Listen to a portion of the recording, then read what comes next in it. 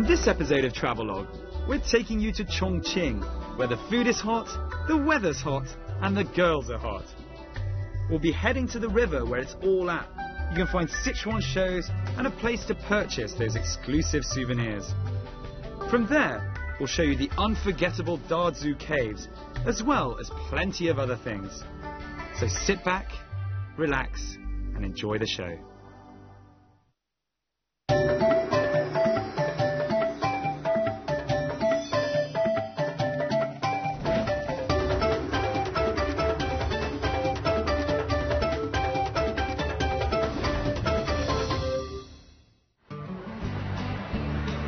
Chongqing is a fantastic place. Granted, I've only spent a day here, but what a day. There was so much to do, and I'm not just talking about the sights.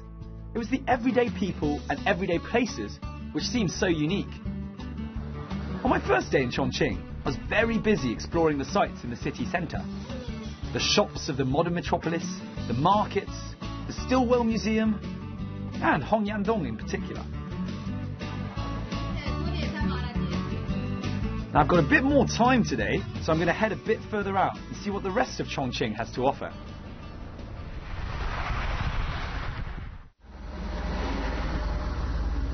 Like most places in Chongqing, Ciqikou Old Town is perched on a hill. This one overlooking the Jianling River in the west of the city. Chongqing is changing day by day. Literally overnight, you'll find brand new skyscrapers or big shopping malls just sprouting out of nowhere. However, if you do want to look at how Chongqing used to be over 100 years ago, then come to Ciqikou. It's situated about 15 to 20 minutes from the town centre and is really worth to really catch a glimpse of old school Chongqing. It dates back to the late Ming dynasty around the 15th century AD. In my view, this is the place to come if you really want a taste of traditional Chongqing. Tea houses, dragon dances and temple fairs all make this a great place to really soak up the atmosphere of old Chongqing. So I've just had a brief explanation of what Ciqikou stands for. And apparently, well no, literally Ciqi means porcelain, and Kou in this context means port. And it was given this name because back in the... Where are you from? I'm from India. From India? What are you doing all the way down in Chongqing? Wow! There's an absolute plethora of snacks and sweets to be enjoyed all along the main road. The beauty of the area is that once you veer off the populated high street, you'll be hit by a lived-in Ciqikou. People going about their daily lives, barely acknowledging that hordes of tourists are roaming the nearby streets. It's with a touch of luck and some inside knowledge from our tour guide that we head to a traditional Sichuan opera.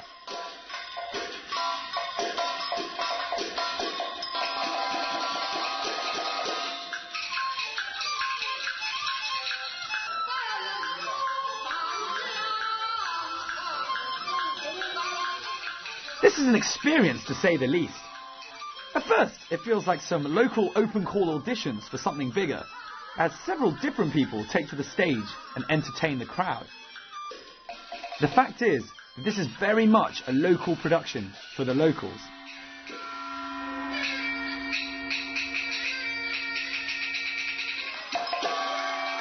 It's certainly worth seeing some of the show, as you can be treated to the famous art of Bian Lian, or face changing as it's more commonly known.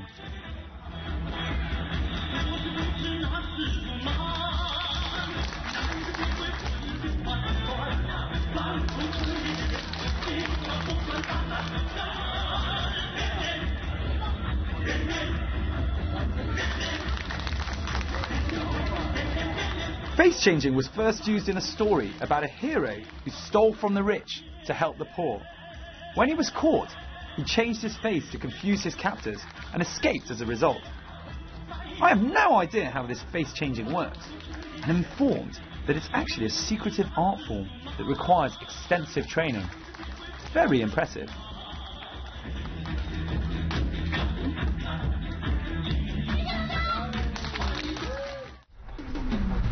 From Ciqikou, I head back to Nanbinglu, taking in the sights of the river beside me and the alluring lights. I'm very excited about my first taste of Chongqing's most famous dish, hot pot and night views. What else could a man want? Now, hot pot is Chongqing's favourite dish. It's eaten all year round, even in the summer months, when most of us are cowering by our air conditioners eating ice cream. You can find hot pot restaurants all over Chongqing and all over China, but no one eats hot pot like Chongqingers.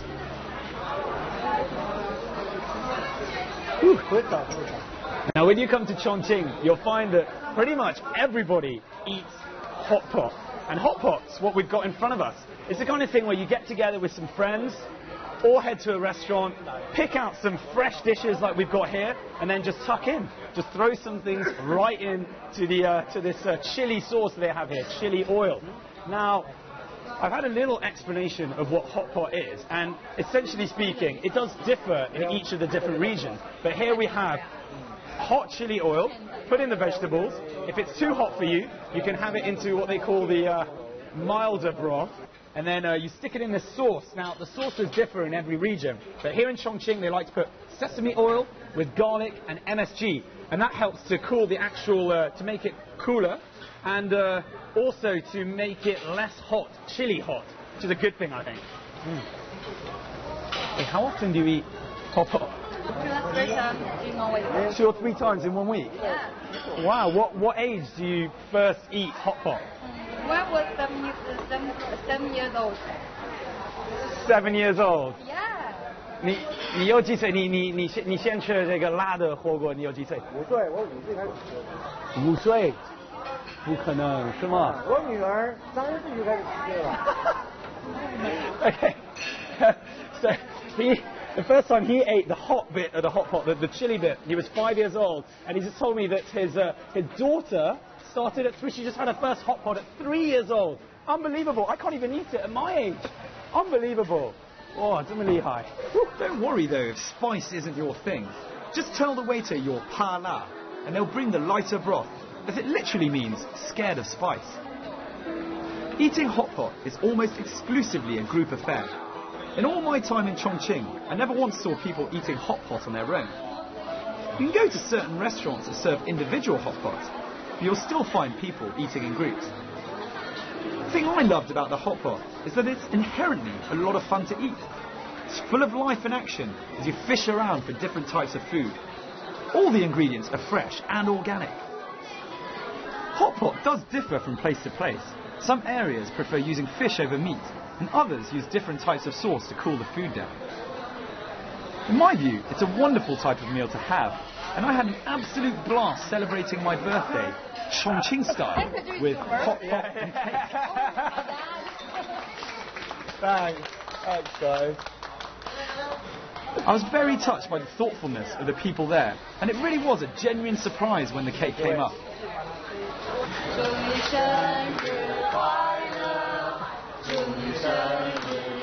I think I seem a little embarrassed to be caught so unawares.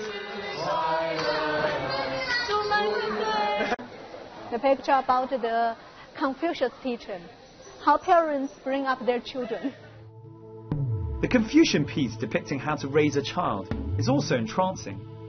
You see its life from birth to death, and the importance of looking after your parents once you grow up. There are life lessons all around in Dazu. The intricacy with which the statues are carved is quite phenomenal. The sheer variety and volume of statues here dazzles. There are heroes of Buddhism, historical scenes and figures, as well as depictions of daily life in the countryside. Baodingshan, in stark contrast to Beishan, as you'll see later, is the brainchild of just one monk, Zhao Jifeng, who raised the money, designed and oversaw the carving between 1179 and 1245. Don't forget to take a look at the 18 layers of hell. It certainly gave me a timely reminder of how I should behave if I don't want to end up like the people there. Take a look, you could see the 3 sculptures. There are 3 tallest sculptures around here. Right. They're very tall. Pretty 8 meters. cool, yeah. Yeah, 8 meters. Wow. 8 meters from the head to the feet. What are they? Yeah, the middle, Buddha Sakyamuni. This one, he named Bodhisattva of wisdom, symbolizing wisdom, very knowledgeable. Because they hold a small pagoda. If you like, make a guess how high it is. How high? Yeah. A meter? 1 meter? Almost 2 meters. Wow, wow. 1 meter 85. Okay. And how many kilograms? It's probably Weight? Probably about the same weight as me. You've been working out? No? More than 400 kilograms. Right, okay, so really not like me. Yeah, wow, shock wow. you. Although 800 years have passed since these grottos were made, many of the statues have held up remarkably well. None more so than the 3 Buddhas, where the pagoda is said to weigh over half a ton. No surprise that many students come here to paint such impressive sights as the 31-meter long, 5-meter high, reclining Buddha depicted entering Nirvana. The statue is flanked by some realistic portraits of important donors. If I had any artistic skill whatsoever, which I don't, I'd love to spend the day in the sun, like today, painting this incredible structure.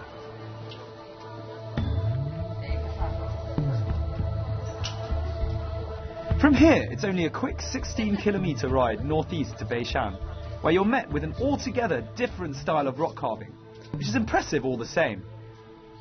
Whereas Baodingshan was the work of one man, the structures here were constructed over hundreds of years throughout many different dynasties. So I'm here in Beishan, and we're looking at rock carvings that were built in 892 AD, and that's almost 250 years earlier than Baodingshan. Now, over at Baodingshan, we were looking at local life, or the depiction of local life, and here it's much more about Buddhism and the Buddhist religion. But look how well preserved everything is. Of the 2 sites, this one is smaller and so requires less time to visit. What makes this site, as well as Baodingshan, so special is not the scale, although certain carvings really are impressive in that way, but the quality, state of preservation, and variety of subject and style. Beishan actually includes Dazu's earliest works, which were begun in 892 AD by the military governor at the time, who was posted here whilst campaigning against Sichuanese insurgents. So, what you'll find here is that each of the carvings were made in different dynasties, and in some ways is representative of each one. So, the more affluent, wealthy, longer, less war-torn dynasties are bound to have bigger and more impressive sculptures. And then the poor little dynasties like the Wu Dai behind, which only lasted 13 years, don't really have the cash to spend. So have a look.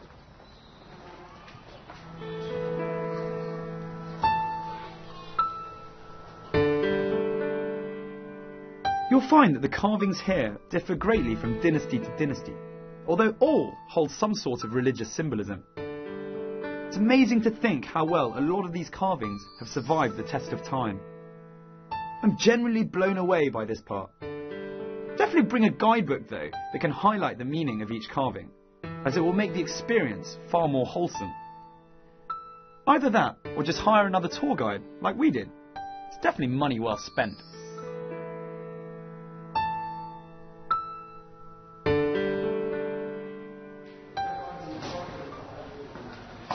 So I'm here at one of the pearls of Chinese grotto art, and it's very simple, very easy to see why.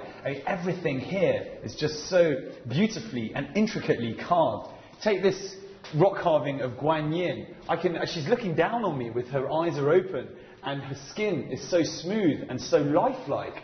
It really highlights the Chinese heritage of rock carving, and let's be honest, it's worth the trip alone.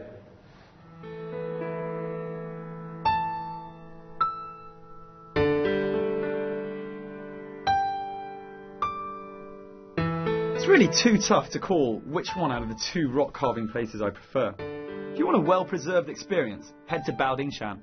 If you're more into seeing less refurbished, but how it is work, come to Beishan.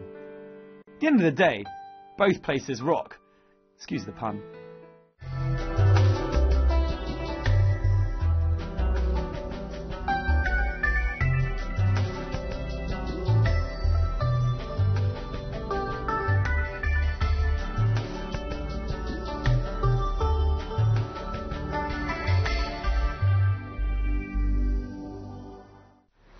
Now, Chongqing is also very famous for its hot springs. There are literally hundreds and hundreds of them scattered around the municipality. Now, I've been dropped off about a half an hour west of Chongqing city centre at the Bay Tea Hot Spring Resort. And I'm told that right here is the perfect place to get some R&R. So let's go and see what it's like.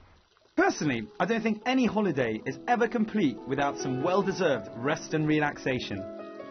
Chongqing is famous for having dozens of hot springs scattered around the municipality. Out of the 40 counties that make up Chongqing, 38 have at least one hot spring inside. There are many resorts like this one throughout the area, and I can't recommend coming here enough. With all sorts of different types of springs, as well as more standard poolside attractions, you'll find it hard not to relax here. Now, all of the hot spring resorts differ in their own ways. Here we have lots of little hot springs with different functionalities for each one. This one is a tea hot spring, and what that one does is help you lose weight, I've been told. The next one is a red wine hot spring, and that one's to help stimulate the red blood cells. And the one on the left is for vinegar to help your skin. There are lots of other ones, ginseng, flowers, but it's the weekend. I'm going to have some red wine.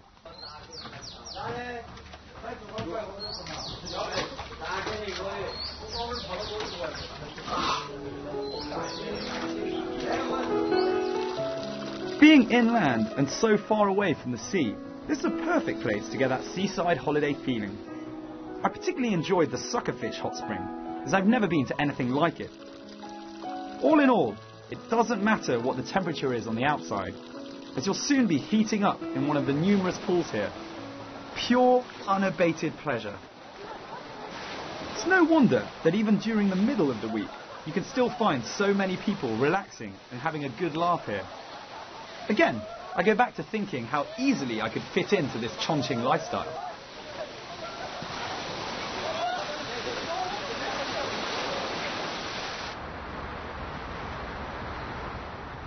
Well, following a wonderful day outside the city limits, it's nice to come back to town and get ready for another must-do activity in Chongqing.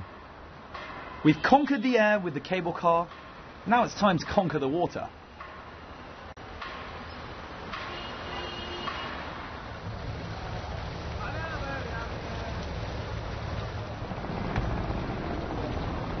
Right, so that's where I'm about to go. And if there are a couple of things that you really should do when you come to Chongqing, the first thing is to try out their wonderful hot pot. And the second thing is a nighttime riverside cruise, where you'll get to see the whole of the city and also enjoy a few beers and a hell of a lot of food. So I'm going to go and check that out. This 2-hour boat ride is just what the doctor ordered in terms of sightseeing. You can sit with your friends, which you've probably guessed by now is a recurring theme in Chongqing. Have some dinner and marvel at the beauty that is Chongqing by night. No need to pack a picnic, there's food and drinks available here. Don't be surprised though if you find yourself fighting for places on the coveted tables above. The boat rides are an extremely popular attraction here in Chongqing, for locals and tourists alike. I've been on here for about half an hour, and I thoroughly recommend that you take the nighttime boat trip around Chongqing. I could be in Hong Kong right now, what with the bright lights behind me, but it's just, it's worth the whole trip alone. Oh, check it out, check it out.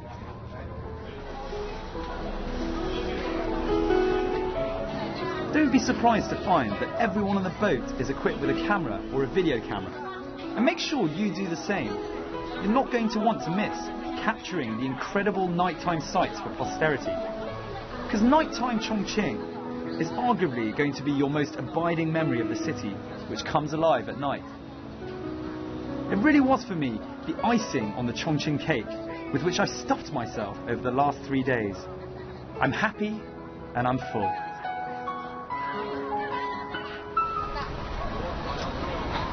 Well, hopefully the camera's doing justice to just how peaceful and relaxing the atmosphere is here today. I mean, I'm on top of the world, strolling along the river, taking in the beauty that is Chongqing at night. I mean, have a look at that behind me. Unfortunately, that's all the time we've got left for today, but I really hope you've enjoyed discovering this fascinating city. I'm Mark Edwards, and I'll catch you very soon on another episode of Travelogue.